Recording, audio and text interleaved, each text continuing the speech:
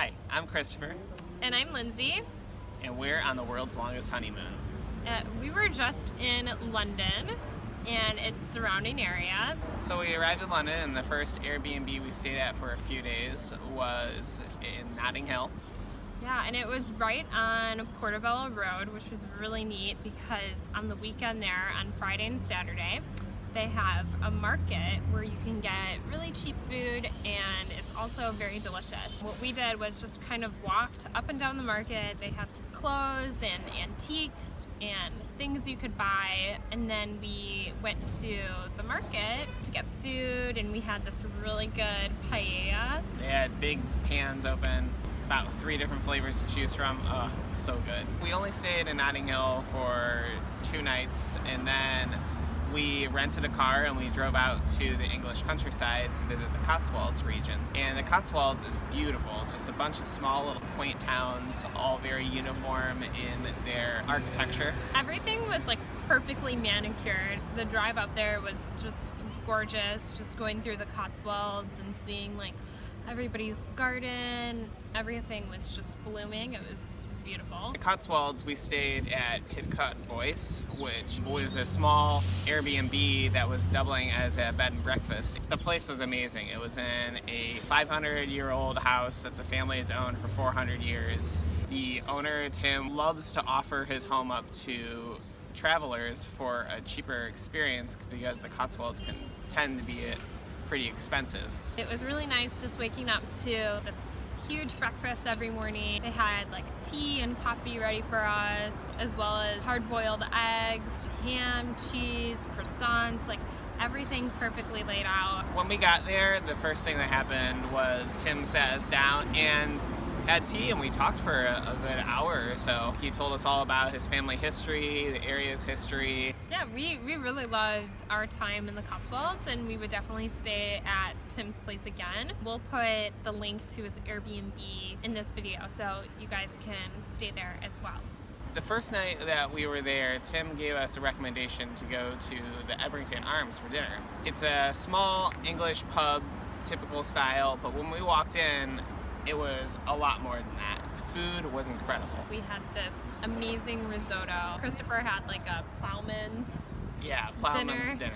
To our surprise, there was a live performance happening that night. It happens every first Monday of the month. At first, they started to clear out an area for the band, and there's about like 5 musicians. And over the course of the next 45 minutes, it turned into about like 15 musicians. They just kept showing up, and they would take more space.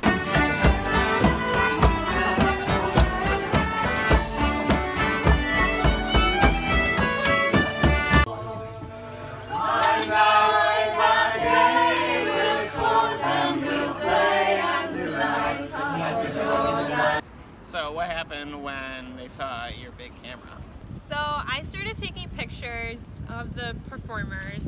One of the main performers saw me taking pictures. He invited me to go right into their circle to take photos.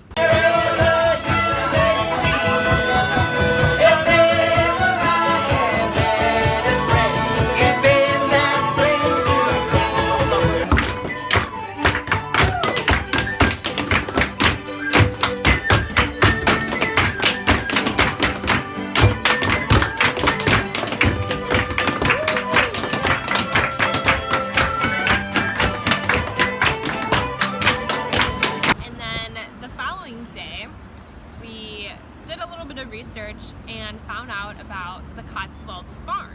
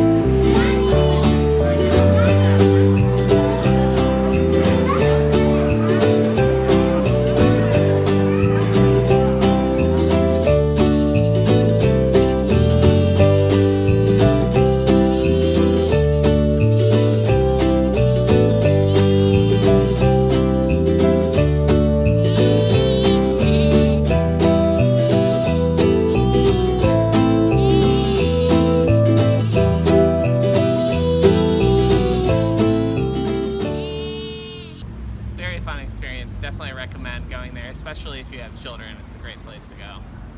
From the Cotswolds, we headed to Bath and spent a night there and just explored the city a little bit. And from Bath, we went to Stonehenge.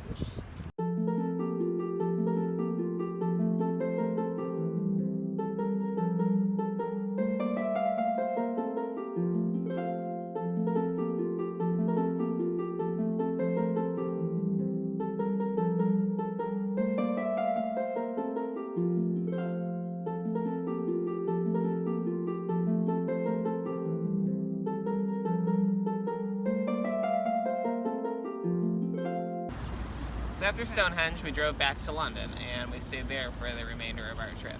So we really wanted to dive more into the culture. So we checked out a few other markets. A local there told us about Broadway Market. Yay!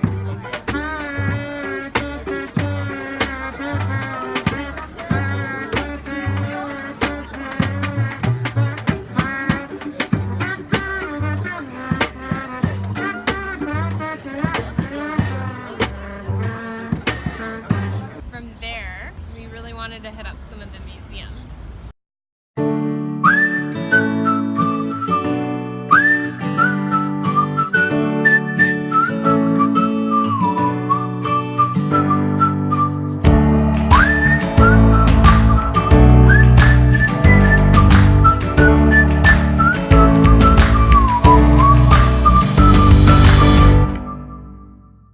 So Christopher and I were on a journey to find the Tate Museum, and our last Airbnb host gave us some free tickets to see the Hackney exhibit. So we headed over to the Tate, and it happened to be the Tate Modern, which is a whole different museum. So we got to see some modern art, which was really neat, but found out we were at the wrong place. The real Tate that we were supposed to be at was Tate Britain. And on our way out, we discovered that the Tate has a Hackney drawing room. The Hackney drawing room is just an area where anybody can go in and draw whatever you want. Christopher sat down on the couch and posed for me. Yep, I have quite the modeling career, so I was just a natural beauty out there on the couch.